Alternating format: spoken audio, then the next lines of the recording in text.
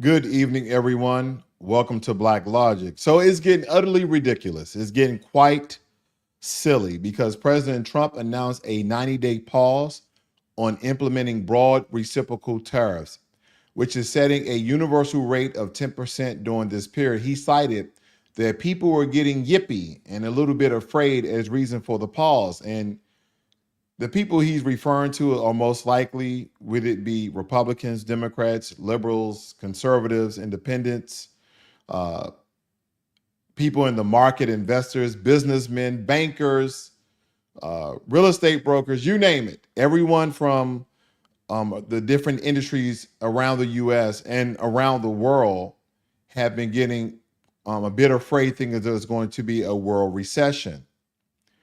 However, tariffs on Chinese imports were increased to 125%.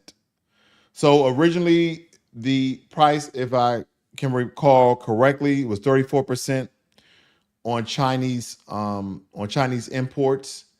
And then the Chinese did a retaliatory tariff on the United States of America. And we increased ours to 104%. We increased ours to 104%. And then the Chinese then did another retaliatory tariff. And so now we are increasing the tariff on China to 125%. There is good news on the horizon. But nonetheless, with Trump accusing China of a lack of respect and unfair trade practices. Okay, so all of this with one statement, President Trump has allowed the markets to be free. What I mean by that is the S&P 500, the Dow, the NASDAQ, the New York Stock Exchange, you name it, have all went up significantly. We're talking about anywhere from 5 to 9%. And depending on what your position is, how many shares, stocks, and funds that you have, your portfolios went up thousands of dollars today. I know mine did. I saw a 4,000 increase, and a lot of my friends who are doing well better than me, they're stating that they went up 10,000 plus, and that was just being generous. So again, this is only for a short period of time, though. This price hike is only for a short period of time, and we have to be cognizant that when I was telling you guys just last week, buy the dip, buy the dip, buy the dip, and here we are, a 90-day tariff pause, and the stock market skyrockets. Now, whether you're in for a short term or a long term, me, I've been in the stock market for a very long time. I intend to stay in it. But for people who like to play double dutch, who like to play hot potato, you're in and you're out, then if you did this correctly and you bought on the dip, you guys made out pretty well. And I'm happy for you. If that's the case, again, I may give a little stock information, not stock advice, and it may have you to be very, very profitable. I may know a little something. Now, facing opposition from some Republican lawmakers to attempt to limit his authority, I wanted to show you guys this quick video. Unfortunately, I have to refresh. Give me 1 second. I want to find the exact point. I think it was down here somewhere. Give me 1 second. I want to share this video with you guys of Trump speaking about the situation at hand. I want you guys to hear this. China, but China was by far the biggest abuser in history, and others also, but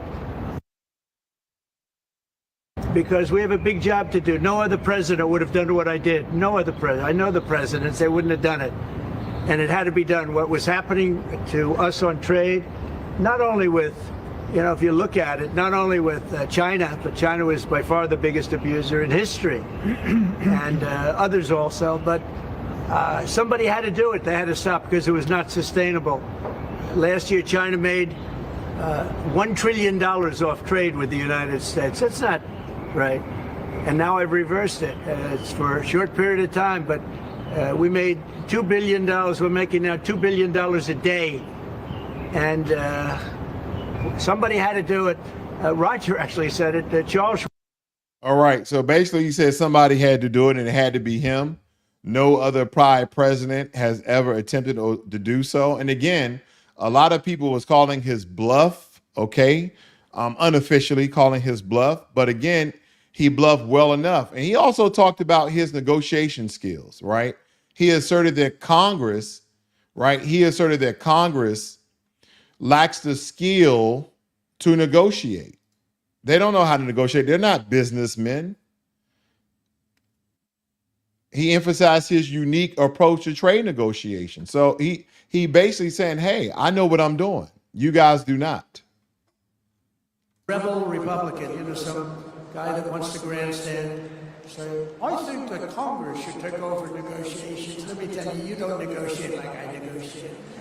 Congress takes over negotiating, sell America fast because you're going to go busted.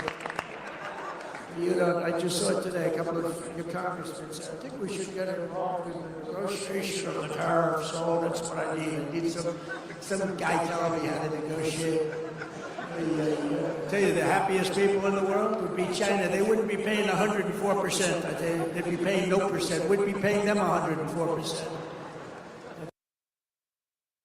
Now, listen, again, for you guys who are new to Blacklogic, I'm not a Republican, I'm not a Democrat, I'm not a liberal, independent, whatever those things are. I'm just someone that's very unbiased.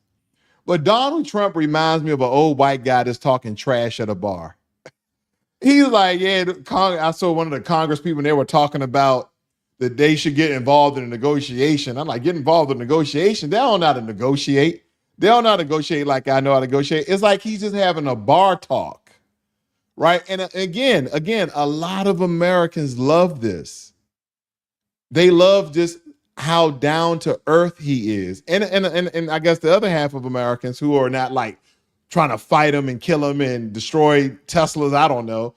We just sit back and we laugh because we understand that this 4 years, it's going to be hell or high water, and we're going to have to ride the tide. We're going to have to just go through with it. But should you be mad and out there protesting and of things he's legally and sometimes borderline breaking the law, but protesting, you think that's going to change Donald Trump? Donald Trump is still talking about the January 6th protests. And again, as I stated, it was everything. It was an insurrection, it was a protest, and it was a riot because all three things occurred. But he still brings that up from time to time. You think he cares? Now, and again, he's doing exactly what he said he was going to do, but no one knew how he was going to do it. He like, I'm going to do this, I'm going to do that, I'm going to do this. And when reporters asked Donald Trump, they asked the president, they said, Mr. President, how you gonna go about doing these things? You know, I know how to work business. I know how to do negotiation. But he never said what he was going to do, okay? He's like an unplanned strategist. Like, he may know what he's doing, but he definitely not going to tell anyone, right? Because he definitely believes in that I'm going to do things my way and no one's going to stop me. And again, I must say he's doing a lot of the things he told the American people, and those who voted for him should not be mad. Because again, he said, I'm going to get these things done. But he never said how he was going to do them. So that is making a lot of people fearful.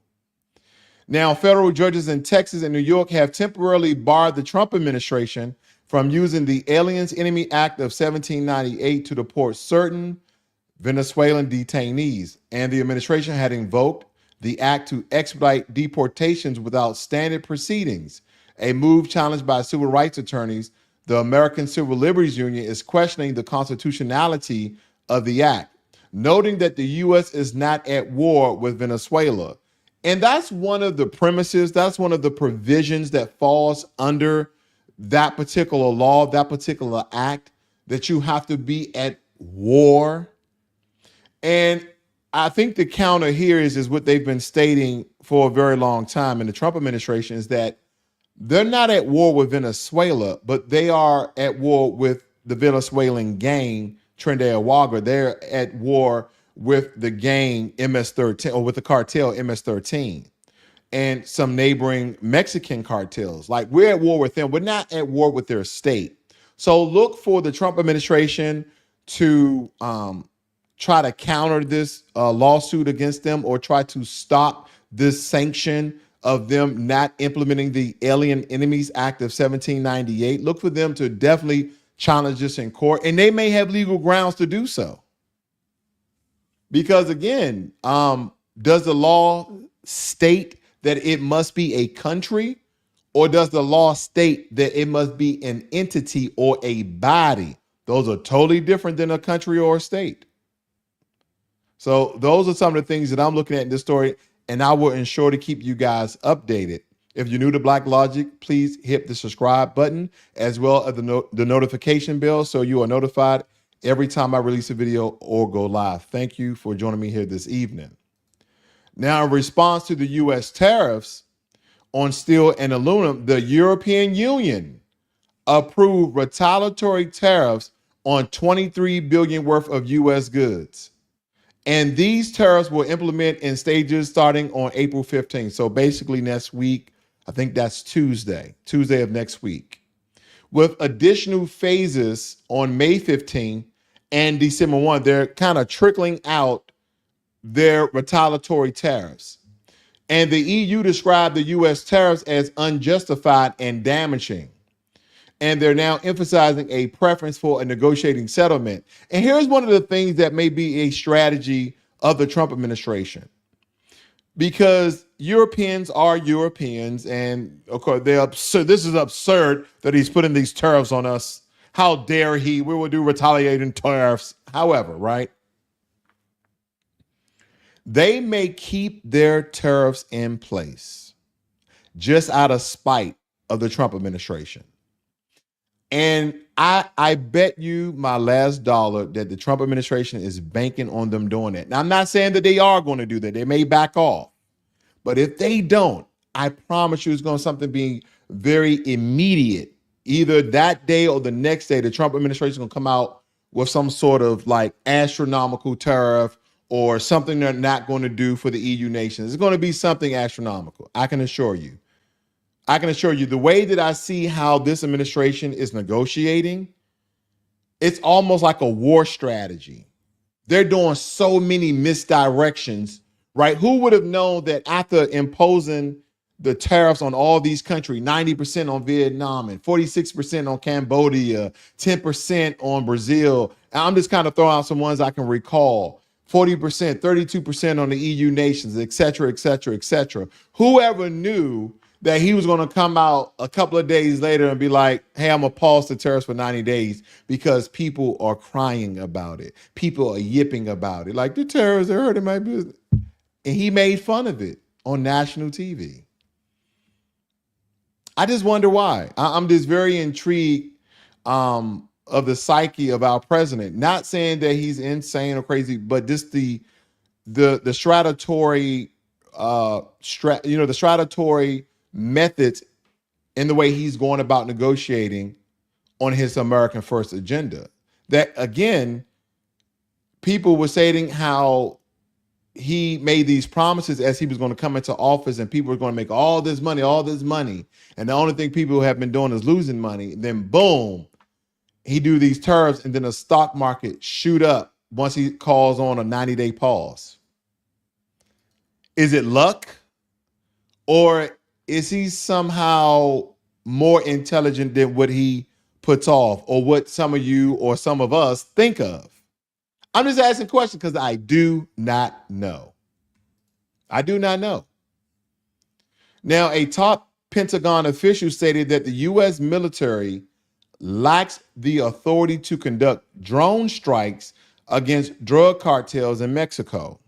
Despite their designation as foreign terrorist organization, the official emphasized that such actions are not legally permitted under the current framework. And they will be correct because you need approval.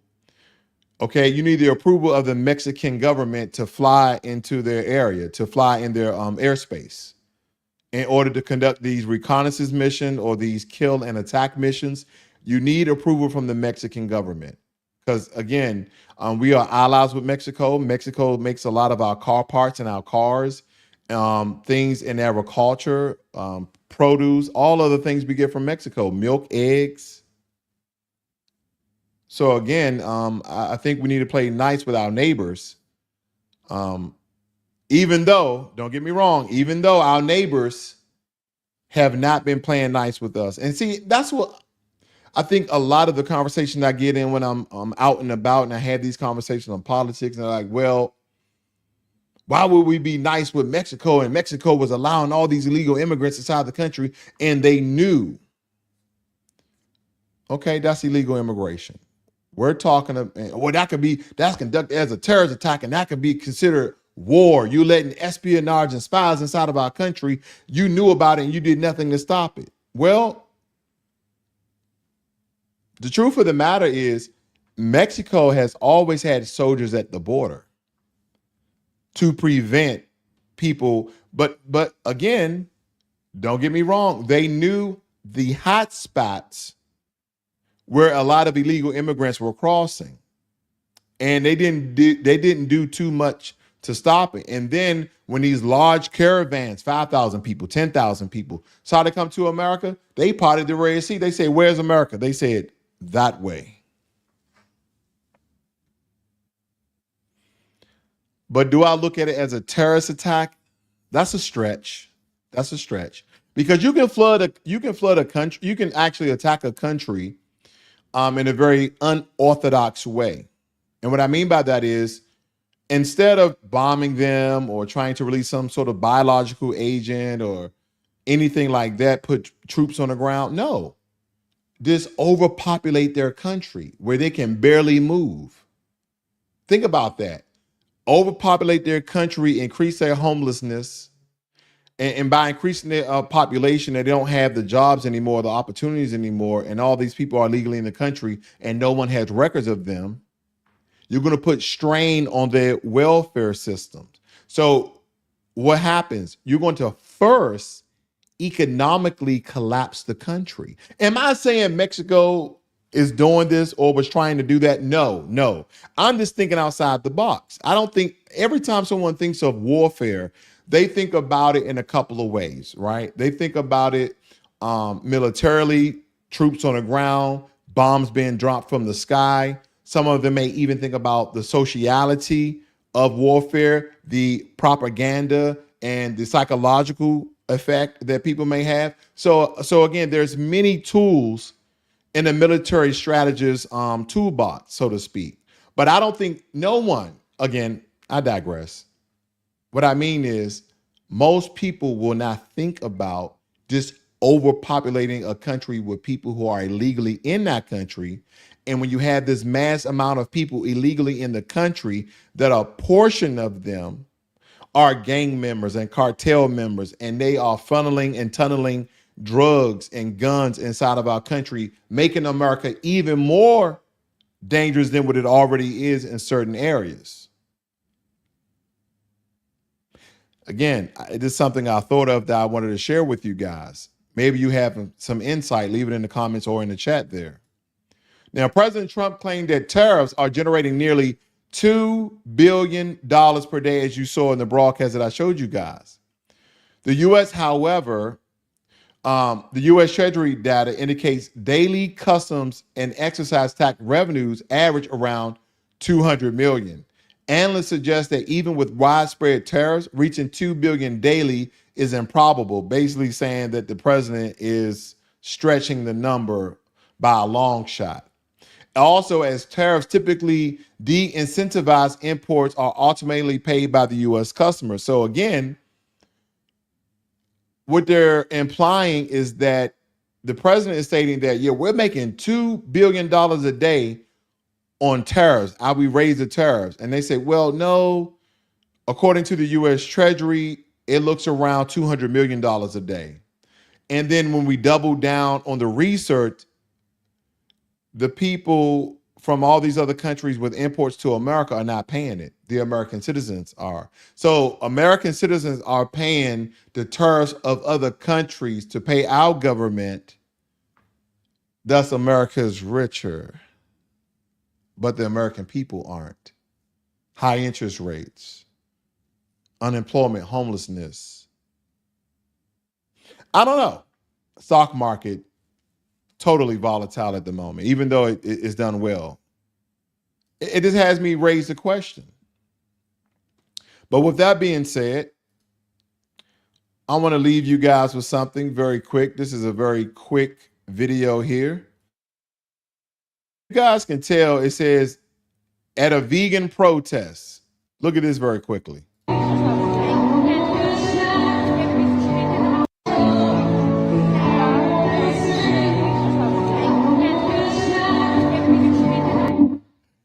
He's at a vegan protest eating a chicken sandwich, and one of the vegans is looking at him.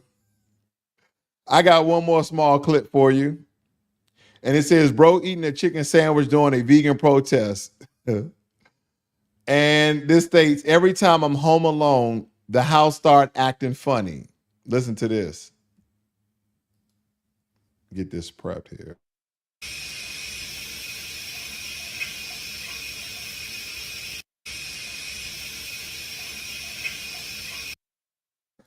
You know, the way that I relate to this one is because every now and again when I'm in a shower, now we have a frameless shower. Ours used to be like that. We got it upgraded.